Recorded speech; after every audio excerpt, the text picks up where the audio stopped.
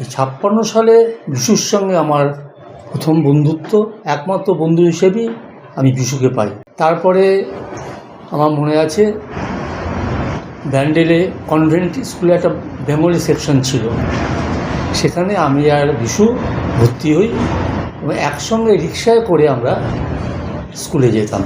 এবং তখন বিশু ছোটোবেলা থেকেই একটু অ্যাডভেঞ্চার, সবসময় একটা কিছু করবে একটা ওর ভাব ছিল।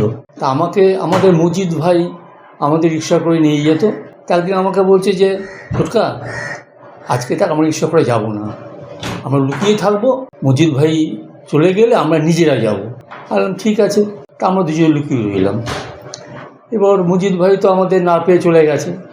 এবার আমি আর বিশু হাঁটতে হাঁটতে বাড়ি ফিরছি এবং ওই ঠিক বালির মোড়ের আগে একটা বাদিকে কুমোরপাড়া দিয়ে একটা রাস্তা ছিল, যেটা ফ্রেন্ডস লাইব্রেরি থেকে উঠতো।